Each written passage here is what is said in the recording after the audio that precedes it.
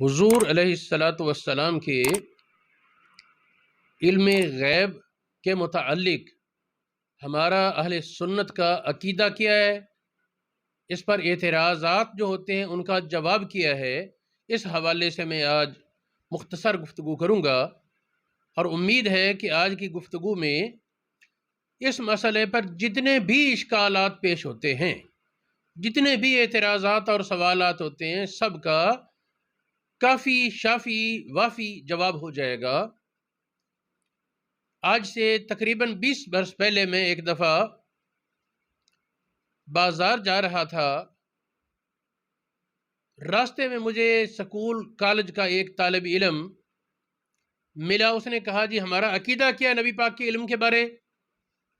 میں نے بتایا ہمارا عقیدہ یہ ہے کہ اللہ رب العالمین نے نبی کریم علیہ الصلاۃ والسلام کو اس وقت تک دنیا سے فوت نہیں فرمایا جب تک کہ ابتدائے خلق سے لے کر قیامت تک کا علم تمام کا تمام نبی پاک کو عطا نہیں کر دیا۔ میں نے بتایا ہمارا یہ عقیدہ نہیں کہ شروع دن سے سارا علم تھا، لیکن جب آپ فوت ہوئے تو اس سے پہلے آپ کے علم کی ابتدا اور انتہا وہ بدء الخلق سے، خلق کی ابتدا سے قیامت تک یہ احاطہ اور باقی اجمالی علم تھا۔ دوسری بات اس نے یہ کی، اس پر ایک سوال ہے جی، اور وہ سوال قابل غور ہے۔ اس نے سوال یہ پیش کیا کہ اگر نبی پاک صلی اللہ علیہ وآلہ وسلم سب کچھ جانتے تھے تو جانتے بوجھتے زہر والی چیز کھانا یہ تو حرام موت کا راستہ ہے اور ناجائز ہے شریعت میں۔ تو حضور علیہ الصلوۃ والسلام نے خیبر کے مقام پر وہ بکری جو کھائی جس کے گوشت میں سے دستی کا گوشت تھا، اس سے پھر نبی پاک کو اطلاع ہوئی یہ زہر آلود ہے۔ وہ آپ نے نبی پاک نے منہ میں چبایا تو ہے نا۔ ایک صحابی کی موت بھی اس موقع پر واقع ہوئی، اس چبانے کے اثر سے نبی پاک کے دانتوں کے ذریعے جسم میں زہر سرایت کر گیا۔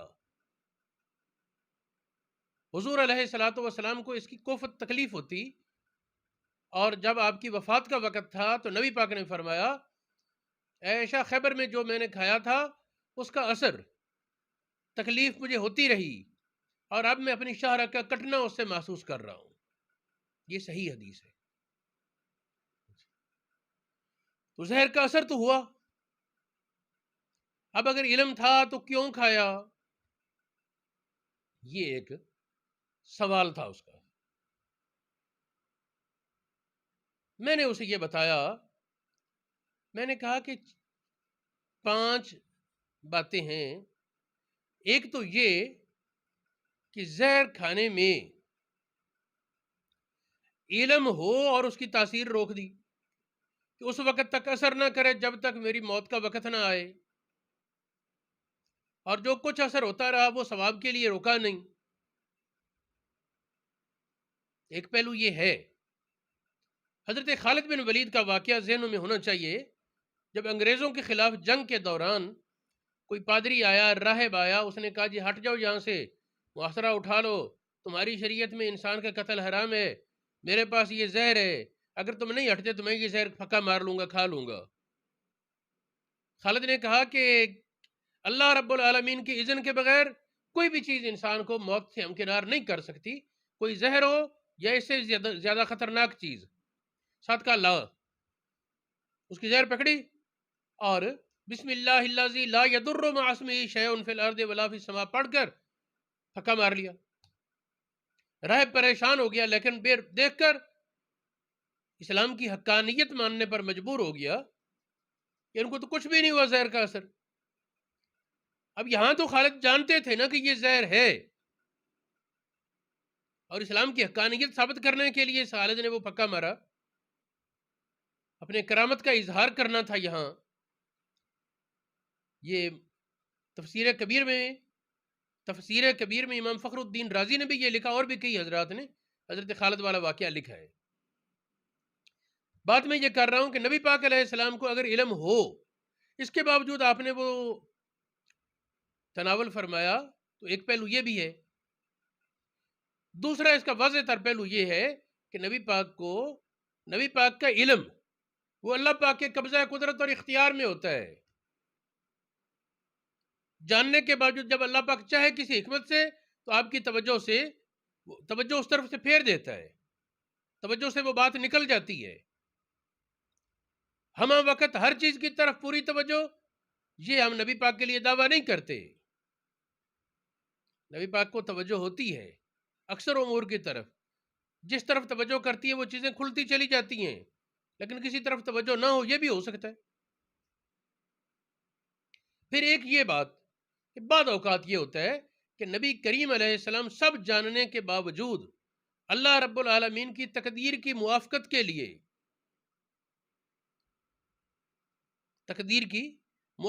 لیے اس کے مطابق ایسے اسباب میں چلے جاتے ہیں۔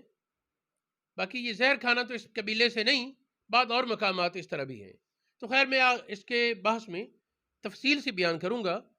کتنے جوابات ہیں علم غیب پر اعتراضات جو ہیں، ان اعتراضات کے یہ 4 جواب ہیں بنیادی طور پر۔ ان میں سے کوئی نہ کوئی جواب ہر اعتراض کے موقع پر درست آ جائے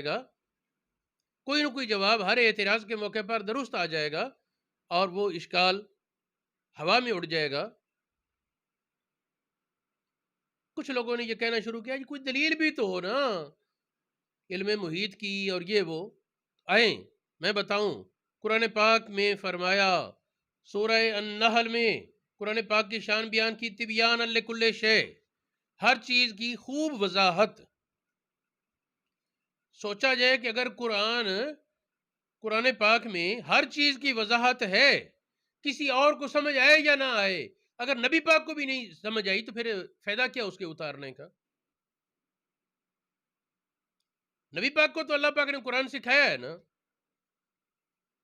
تو جب نبی پاک کو سکھایا ہے، نبی پاک سے بڑھ کر صلاحیت والا شاگرد نہیں ہو سکتا، اللہ پاک سے بڑھ کر صلاحیت والا استاد نہیں ہو سکتا، اور محبت میں اس سے بڑھ کر کمال نہیں ہو سکتا، تو یہ کیسے مانا جائے کہ اللہ پاک جو علیم ذاتی صدور اور بکل شیء محیط، وہ رب، وہ اپنے محبوب پاک کو قرآن سکھائے اور چیزیں چھپا لے؟ یہ کون کہنے والا کہے گا اور ماننے والا مانے گا؟ دوسری آیت سورہ یوسف میں آیت نمبر 111، تفصیل کل شیء، ہر چیز کی تفصیل ہے اس کتاب میں۔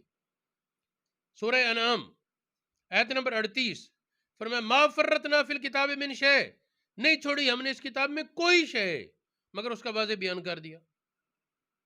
سمجھ جانتا ہے اس کو حقیقت میں اللہ پاک ہے، اللہ پاک کی عطا سے نبی پاک جانتے ہیں، اور نبی پاک کے فیضان سے پھر صحابہ اور آگے درجہ بدرجہ۔ غور کریں یہ کتنا علم تھا۔ عبداللہ ابن عباس رضی اللہ تعالیٰ عنہما کہتے ہیں، لو دالی قالو بعیر، اگر میرے اونٹ کی رسی گم ہو جائے، لوجدتہ فی کتاب اللہ، میں اسے قرآن پاک میں ڈھونڈ لیتا ہوں۔ اونٹ کی رسی گم ہو جائے، میں قرآن پاک میں ڈھونڈ لیتا ہوں۔ یہ حدیث امام جلال الدین سیوطی نے الاتقان فی علوم القرآن میں بیان کی، الحوی للفتاوی میں بیان کی، الاکلیل میں امام سیوطی نے بیان کی، مترک الاقران ایک کتاب ہے، یہ بھی امام سیوطی کے اس میں بھی ہے، روح المعانی۔ علامہ آلوسی نے بھی 3-4 جگہ اس روایت کو بیان کیا ہے۔ حضرت علی مرتضیٰ کرم اللہ وجہ الکریم غور کریں، آپ فرماتے ہیں اگر مجھے وقت مل جائے تو کیا کروں؟ لاؤ کارتو من تفسیر الفاتحہ سبعین بعیرا، میں سورہ فاتحہ کی تفسیر سے اتنے کاغذ بھروا دوں، اتنے کاغذ لکھوا دوں کہ 70 اونٹ اس کا بھار اٹھائیں۔ اب ایک اونٹ کتنا بوجھ اٹھائے گا؟ منوں کے حساب سے اٹھاتا ہے ایک اونٹ، اپنے وزن سے زیادہ بوجھ اونٹ اٹھا لیتا ہے، تو وہ کتنا وزن بن جائے گا، اور کاغذ لکھے ہوئے۔ تو یہ اتنا علم تو حضرت علی پاک کا ہے نا۔ اللہ اکبر۔ قرآن پاک میں ایک اور مقام پہ فرمایا، سورۃ النساء آیت نمبر 113، وَعَلَّمَكَ مَا لَمْ تَكُنْ تَعْلَمْ وَكَانَ فَضْلُ اللَّهِ عَلَيْكَ عَظِيمًا، اے حبیب آپ جو کچھ نہ جانتے تھے آپ کو سکھا دیا، اور آپ پر اللہ تعالیٰ کا بہت بڑا فضل عظیم ہے. تو جو نہیں جانتے تھے وہ سب سکھا دیا. اس کے بعد کہنا یہ نہیں جانتے تھے وہ نہیں جانتے تھے، یہ تو اللہ پاک کے حکم، اللہ پاک کی عطا سے ٹکرانے کی بات ہے. اللہ پاک دیتا ہے اور کوئی انکار کرے، یہ ظاہر ہے اس کا انکار اس کی اپنی شکاوت قلبی اور کساوت قلبی اور دل کی بیماری کا مظہر ہے، حقیقت کچھ نہیں.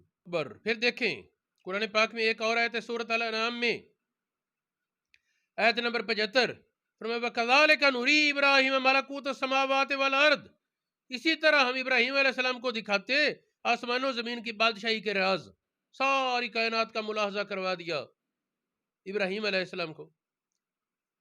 اسی طرح کس طرح؟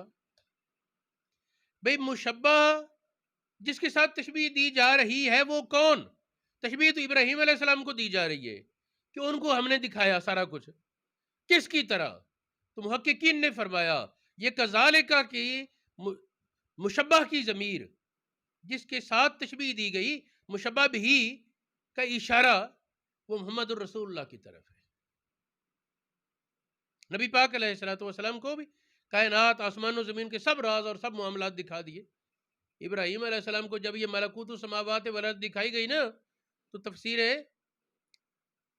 در المنصور میں پڑھا کہ آپ پوری دنیا کے سارے حالات دیکھ رہے، ایک جگہ کوئی گناہ سخت گناہ میں بندہ مبتلا تھا، انہوں نے عرض کی یا اللہ یہ بندہ اتنا سخت نافرمان ہے، اس کو موت کے ہم گھاٹ اتار دے. مر گیا. دوسرے کے بارے کہہ دیا، وہ مر گیا.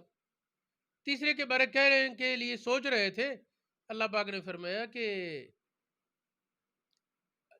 کتنے بندے مرواؤ گے؟ عرض کی یا اللہ کوئی خلیل کی ٹالتا ہے؟ خلیل تو نے مجھے اپنا خلیل بنایا ہے تو خلیل اپنے خلیل کی بات کو رد کرتا ہے؟ فرمایا کہ تو نے کبھی دیکھا ہے کہ خلیل اپنے خلیل کے فیصلوں کو ناپسند کرے؟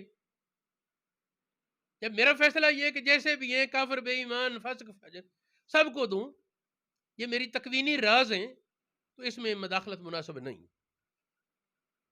اب یعنی اس کے پتہ یہ چلا اس روایت سے کہ ابراہیم علیہ السلام کو تفصیل سے سارا کچھ دکھایا گیا.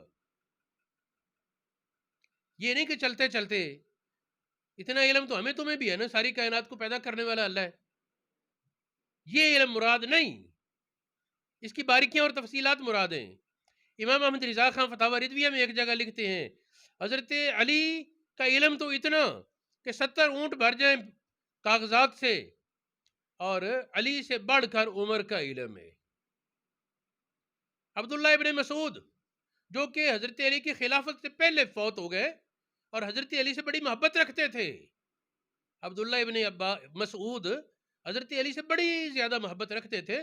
تو حضرت ابن مسعود کہتے ہیں کہ جب عمر فوت ہوئے تو ہم کہا کرتے تھے علم کے 9 حصے لے کر عمر چلے گئے، 10واں حصہ امت کے پاس باقی ہے، اس 10ویں حصے میں سے حضرت علی کا یہ علم ہے.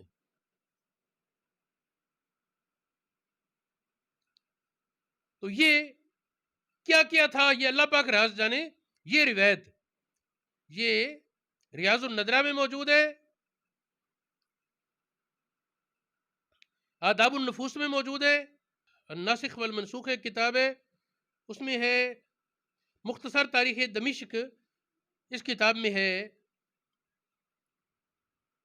یہ مختصر تاریخ دمشق یہ ابن منظور افریقی کی کتاب ہے، لسان العرب جن کی تصنیف ہے، پرانے علماء میں سے ہیں، انہوں نے یہ حدیث بیان کی. تو یہ اس طرح ابراہیم نخعی سے یہ روایت سنن دارمی میں ہے، حضرت عمر والی تاریخ دمشق سے ہے، یہ ابن عساکر کی جو ہے اتحاف المہرہ یہ ابن حجر اسقلانی کی اس میں بھی ابراہیم نخعی سے. یہ ابراہیم نخعی یہ شاگرد ہیں عبداللہ ابن مسعود کے. اس طرح اور بھی کئی حضرات سے. ابراہیم نخعی کے پاس تو کسی نے ذکر کیا نا، میمون بن مہران ایک بہت بڑے عالم تھے تابعی، انہوں نے کہا جی لگتا ہے کہ عمر 2/3 علم لے کر چلے گئے اور تیسرا حصہ باقی رہ گیا. ابراہیم نخعی نے کہا بس کر، تمہیں پتہ ہی نہیں، ہم تو یہ کہا کرتے تھے عمر 9 حصے علم کے لے کر گیا اور 1 حصہ باقی رہ گیا. یہ علماء کی بحث میں یہ بات آئی. اور صحابہ ایک بات پر متفق تھے کہ ابو بکر ہم میں سے زیادہ علم والے تھے. ایک تو امام وہ ہوتا ہے جو زیادہ علم والا ہو، اور ابو بکر کو نبی پاک نے امام بنایا۔ دوسرا، حضرت ابو سعید خدری رضی اللہ تعالی عنہ آپ سے صحیح سندوں کے ساتھ ثابت ہے، آپ فرماتے ہیں کہ ابو بکر صدیق رضی اللہ تعالی عنہ ہم میں سب سے زیادہ علم والے تھے، عمر سے بھی بڑھ کر، علی سے بھی بڑھ کر، اور ابو بکر سے بھی بڑھ کر یقیناً محمد الرسول اللہ کی ذات ہے، آپ کا علم ہے۔ حضرت ابو بکر صدیق کے بارے یہ کہنا کہ آپ سب سے زیادہ علم والے تھے، یہ بخاری شریف میں 3 مقامات پر ہے۔ بخاری شریف میں، ترمذی شریف میں یہ ہے، مسند ابن حبان میں ہے، مسند احمد بن حنبل میں یہ حدیث موجود ہے۔ بخاری شریف میں یہ حدیث 3654 نمبر، اور اس کے علاوہ بھی موجود ہے 4166، 3947 بھی اسی حدیث کے بارے ہے۔ مسلم شریف میں 2382 نمبر پر یہ حدیث کہ ابو بکر عالمنا، ابو بکر ہم میں سب سے زیادہ علم والے تھے۔ ایک دن نبی پاک علیہ الصلوۃ والسلام صبح کی نماز کے لیے دیر سے تشریف لائے، جگاتے تو تھے نہیں نبی پاک کو، تشریف لائے اور تیزی سے نماز پڑھائی۔ نماز کے بعد فرمایا اپنی جگہ بیٹھے رہو، میں تمہیں وجہ بتاتا ہوں آج لیٹ کیوں ہوا۔ فرمایا میں نماز نفل پڑھ کر بیٹھا تھا اور مجھے آنکھوں میں نیند محسوس ہوئی، میں سو گیا۔ آتانی ربی فی احسن صورت، اللہ رب العالمین نے بڑی حسین صورت میں مجھے کو دیدار کرایا۔ گفتگو ہوئی، فرمایا یہ جانتے؟ میں نے عرض کیا میں تو نہیں جانتا۔ وعدہ، اللہ پاک نے اپنا ہاتھ میری 2 کندھوں کے درمیان رکھا جس طرح اس کی شان کے لائق ہے۔ اس کا نتیجہ کیا ہوا؟ بعض روایات میں فتجلی لی کلو شے، میرے لیے ہر چیز روشن ہو گئی۔ بعض روایات میں یہاں یہ لفظ ہے فعلمت ما فی السماوات والارض، جو کچھ آسمان و زمین میں سب کچھ میں نے جان لیا۔ بعض روایات میں علمت ما بین المشرق والمغرب، مشرق مغرب کے درمیان جو کچھ ہے وہ سب میں نے جان لیا۔ یہ حدیث 3 عبارتوں کے ساتھ میں اس کے کچھ حوالہ جات پیش کرتا ہوں۔ پہلی جس روایت میں ہے علمت ما بین المشرق والمغرب، مشرق مغرب کے درمیان ہے سارا کچھ میں نے جان لیا، یہ حدیث ترمذی شریف میں 3234 نمبر پر ہے صحیح سند سے۔ ابو یعلا میں توحید کتاب ابن خزیمہ کی ہے، الرؤیا دار قطنی کی ہے، تاریخ دمشق ابن عساکر کی دیگر کتابوں میں موجود ہے۔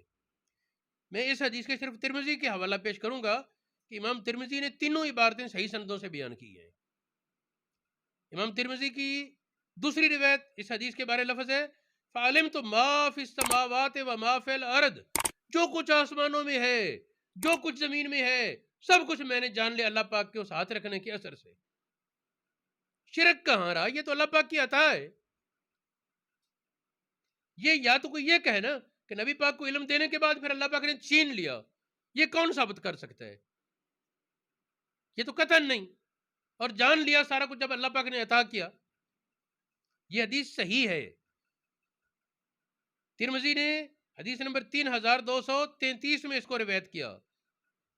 پہلے جو بیان کی وہ 3234 تھی، یہ 3233 ہے۔ مسند احمد بن حنبل میں 3 جگہ یہ حدیث موجود ہے، کتاب الرؤیا میں ہے، مجمع الزوائد میں ہے، جامع الاصول میں ہے۔ تیسری عبارت اس حدیث کی تھی فتجلی لی کلو شے، فتجلی لی کلو شے، میرے لیے ہر چیز روشن ہو گئی۔ اب یہ کلی احاطہ ہو گیا، ہر چیز میرے لیے روشن ہو گئی۔ اسی سے تو ہم کہتے ہیں نبی پاک علیہ السلام کو اللہ پاک نے ایسا علم دیا تھا کہ جس طرف توجہ کرتے وہ چیز کھلتی چلی جاتی، کوئی چیز آپ سے چھپتی ہی نہیں تھی۔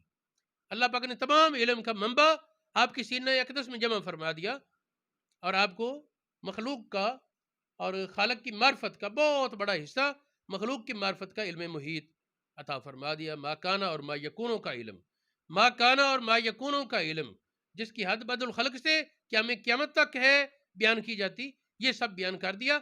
ورنہ زیادہ تحقیق میں جائیں تو جنتیوں کے جنت میں داخل ہونے تک کا سب کچھ نبی پاک یقیناً تفصیل سے جانتے۔ کہ ہمیں میدان معاشر کے 50,000 سال کے واقعہ وہ بھی نبی پاک سب جانتے ہیں۔ میں اس پر آگے تفصیل بیان کرتا ہوں۔ یہ تفسیر روح المعانی میں اور الحاوی الفتاوی میں ذکر ہے قرآن پاک نے اولین آخرین کے تمام علوم کو جمع کر لیا ہے، اور قرآن پاک کے علموں کا احاطہ حقیقت میں اللہ پاک جانتا ہے، اور اس کی عطا سے نبی پاک جانتے ہیں۔ پھر ایک اور حدیث،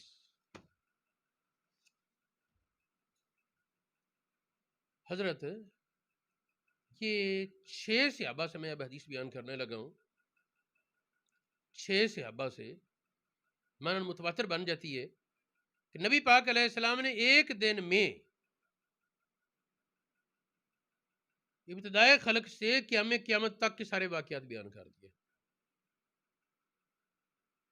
دیکھیں حضرت حذیفہ رضی اللہ تعالیٰ عنہ سے روایت ہے، قام فینا رسول اللہ صلی اللہ علیہ وسلم مقاما ما ترک شیئا یکون فی مقامہ ذالک الی یوم القیامہ۔ حذیفہ کہتے ہیں نبی پاک کھڑے ہوئے ایک جگہ، اس میں وقت نہیں بیان کیا گیا، حذیفہ کی حدیث میں کتنے وقت میں سب کچھ بیان کیا، نبی پاک نے چھوڑا کچھ نہیں قیامت تک، الا حدث بھی، سب کچھ بیان کر دیا، حفظہ من حفظہ نسیہ من نسیہ، جس نے یاد رکھا، بھول گیا۔ میرے ساتھی یہ بھی جانتے ہیں، فرماتے ہیں حذیفہ کہ ان میں سے کوئی کام ہوتا ہے تو مجھے دیکھ کر یاد آ جاتا ہے، یہ بھی نبی پاک نے بتایا تھا۔ شفا شریف میں ہے کہ اگر کوئی پرندہ اڑتا ہوا نظر آتا تو ہمیں یاد آ جاتا ہے، نبی پاک نے یہ بھی بتایا تھا کہ اس طرح بیٹھے ہوں گے فلان جگہ اور پرندہ اڑتا ہوا نظر آئے گا۔ ساری کائنات کے تفصیلی واقعات بیان کر دیے۔ یہ حدیث جو حذیفہ والی ہے، حضرت حذیفہ رضی اللہ تعالیٰ عنہ، یہ حدیث بخاری شریف میں 6604 نمبر پر ہے، مسلم شریف میں 2891 نمبر پر ہے، مسند احمد بن حنبل میں 4 جگہ یہ حدیث موجود ہے، شرح السنہ میں ہے، سنن ابو داود میں 4240 نمبر پر یہ حدیث ہے، مستدرک امام حاکم میں 8499 نمبر پر، طبرانی اوسط میں، جمع بین الصحیحین میں، مصابیح السنہ میں، مشکات شریف میں اور جمع الجوامع میں یہ حدیث موجود ہے۔ یہ ہوگی حضرت حذیفہ والی۔ اب ایک اور حضرت ابو سعید خدری والی حدیث، اس میں اور ہی کمال ہے۔ یہ کہتے ہیں نبی پاک علیہ السلام نے ایک دن عصر کی نماز پڑھائی، عصر کی نماز پڑھانے کے بعد کھڑے ہوئے اور غروب آفتاب سے پہلے سارا کچھ بیان کر دیا۔ ایک پورے دن میں بھی سارا کچھ بیان کرنا عجیب معجزہ تھا، اور عصر کی نماز کے بعد غروب تک کے وقت سے پہلے کائنات کا سب کچھ بیان کر دیا۔ یہ اور زیادہ تعجب کی بات ہے۔ سنیں حدیث، صلی بنا رسول اللہ صلی اللہ علیہ وسلم یومن صلاۃ العصر، نبی پاک علیہ السلام نے ہمیں ایک دن عصر کی نماز پڑھائی، بنہارن، شروع وقت پر، ثم قام خطیبا، پھر کھڑے ہو گئے تقریر فرمانے، فلم یدا شیئن، کوئی چیز نہیں چھوڑی، شیئن نکرہ ہے، لم نفی ہے، نکرہ نفی کے تحت استغراق کا فائدہ دیتا ہے، پوری کائنات کی کوئی چیز چھوڑی ہی نہیں، یکون الی قیام الساعہ، جو قیامت تک ہوگی، کیا یہ کمپیوٹر، کیا موبائل، کیا ہوائی جہاز، کیا ایٹم بم یا ہائیڈروجن بم، کیا میں اور تو، ہر کوئی جو کچھ قیامت تک ہوگا نبی پاک نے سب کچھ بیان کر دیا۔ حضرت علامہ عینی ایک جگہ لکھتے ہیں کہ اس میں بہت بڑا معجزہ ہے۔ میں یہ کہا کرتا ہوں کہ 1 منٹ کے پوری دنیا کے واقعات بیان کرنے بیٹھ جاؤ تو زندگی ختم ہو جائے گی۔ 1 منٹ کے پوری دنیا کے واقعات بیان کرنے میں زندگی ختم ہو جائے، اور یہ پوری دنیا کے سارے واقعات عصر سے لے کر مغرب تک بیان کر ڈالے۔ اس میں بسط زمان کا عجیب معجزہ موجود ہے، زمانے تھوڑے میں بہت کچھ بیان کر دیا۔ یہ حدیث جامع ترمذی میں حدیث نمبر 291 ہے، مصابیح السنت میں ہے، مشکات المصابیح میں، مصنف عبد الرزاق میں، جمع الجوامع میں اور کنز العمال میں یہ حدیث موجود ہے۔ ایک اور حدیث، تیسرا صحابی ابو مریم، یہ اور صحابی ہے، یہ کہتے ہم سفر میں تھے، نبی پاک علیہ الصلوۃ والسلام کے ساتھ اتفاق سے اس دن نماز فجر کی قضا ہوئی۔ نبی پاک نے کسی کی ڈیوٹی لگائی، خیال رکھنا۔ میں نے پہلے کہا ہے نا کہ نبی پاک کا علم اللہ پاک کے قبضہ قدرت اور اختیار میں ہے، جب اللہ پاک چاہے کسی حکمت سے تو آپ کی توجہ اس علم سے پھیر دیتا ہے۔ بل نبی پاک فجر کی نماز قضا ہوئی، کچھ دیر کے بعد جب سورج نکلا، نبی پاک بیدار ہوئے، صحابہ بیدار ہوئے، اس وقت حضور علیہ الصلوۃ والسلام نے کچھ آگے چل کر وہاں سے روانگی کا حکم دیا، آگے چل کر حکم دیا، حضرت بلال کو اذان کہی، سنتیں پڑھیں، پھر نماز ہوئی، نماز کے بعد ثم حدثنا بما هو کائن الى یوم القیامہ، پھر نبی پاک نے واضح کیا اور قیامت تک کا سب کچھ بیان کر دیا۔ یہ حدیث امام نسائی نے سنن کبریٰ میں بیان کی، اس کا نمبر ہے 1508، طبرانی کبیر میں ہے، اور تہذیب الکمال علامہ مزی کی کتاب ہے، اس میں بھی یہ حدیث موجود ہے۔ 3 صحابی ہو گئے۔ چوتھے حضرت ابو زید عمر بن اخطب انصاری، یہ کہتے ہیں نبی پاک علیہ السلام نے فجر کی نماز پڑھائی، کھڑے ہوئے، واز شروع کر دیا، بیان کرتے رہے حتیٰ کہ زور کا وقت ہو گیا۔ زور کا وقت ہوا، نبی پاک ممبر سے اترے، جماعت کرائی، زور کی، اس کے بعد پھر ممبر پر کھڑے ہو کر سارا واز چل رہا ہے۔ عصر کا وقت ہوا، عصر کی نماز پڑھائی، اتر کر پھر ممبر پر، غروب سے کچھ دیر پہلے سورج ابھی بلند درختوں پر، دھوپ لگی تھی، چھپا نہیں تھا، غروب آفتاب نہیں ہوا کہ نبی پاک ممبر سے اترے اور سب کچھ بیان کر ڈالا تھا۔ ابتدائے خلق سے، اس حدیث میں ابتدا کا لفظ ہے، ابتدائے خلق سے، بدل خلق سے سب کچھ بیان کر ڈالا۔ یہ حدیث مسلم شریف میں صفحہ 2792 صفحہ کہہ رہا ہوں، حدیث نمبر 2792 ہے، مسند احمد بن حنبل میں یہ حدیث ہے، ریاض الصالحین میں ہے، مسند ابو یعلا میں ہے، ابن حبان میں ہے، اور دیگر کتابوں میں یہ حدیث موجود ہے۔ حضرت عمر فاروق رضی اللہ تعالی عنہ اور حضرت مغیرہ بن شعبہ سے ایک حدیث ہے، یہ عبارت ملتی، صحابی دو ہیں،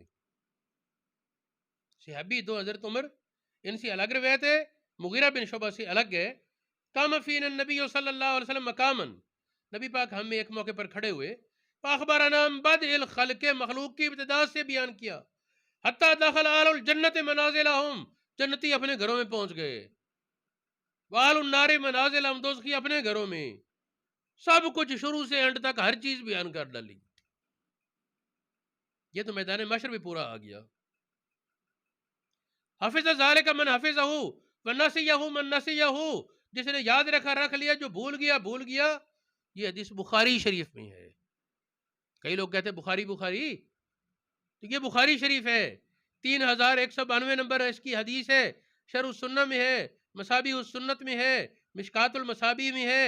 انہوں نے حضرت عمر کی روایت بیان کی، اور مغیرہ بن شعبہ کی روایت یہ مسند احمد بن حنبل میں بیان کی، انہوں نے 18214 نمبر حدیث پر۔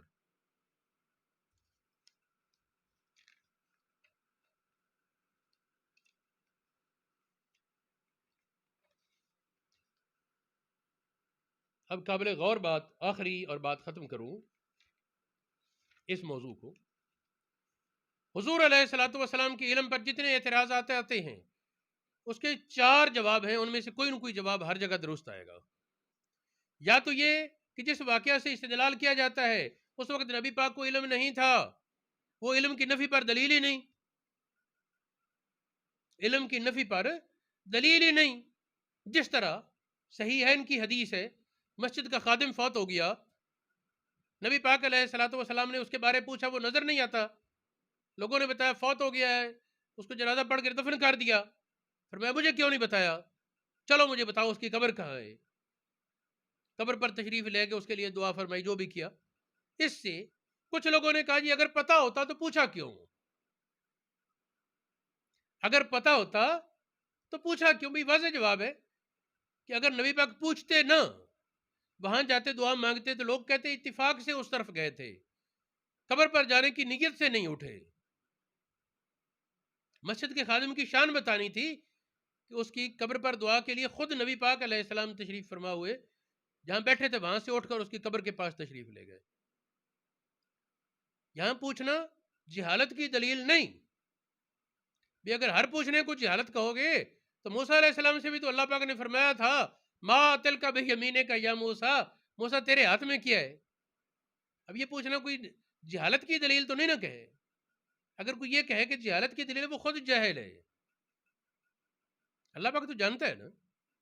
پوچھا، اس میں مصلحت تھی، مانوس کرنا تھا وہاں موسیٰ علیہ السلام کو. تو پہلی بات یہ ہوئی کہ پوچھنا بسا اوقات جہالت کی دلیل ہی نہیں ہوتا، بلکہ وہ کسی مصلحت کا اظہار ہوتا ہے، کسی مصلحت کے لیے. جس طرح اس حدیث میں مسجد کے خادم کی شان بیان کرنا تھی.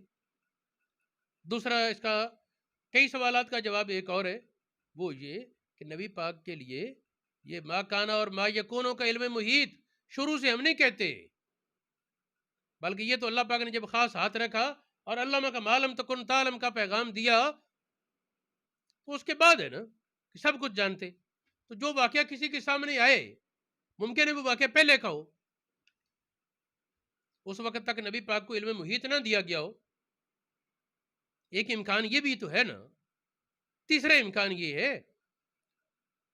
نبی کریم علیہ الصلوۃ والسلام کا علم اللہ پاک کے قبضہ قدرت میں ہے. یاد رہے نبی کے علم میں نسیان نہیں، ذہول ہے. بے توجہی ہو گئی، توجہ نہ رہی اللہ پاک کی حکمت سے. یہ یقیناً ممکن ہے اور اس کی کئی بہت سے دلائل اس پر موجود ہیں.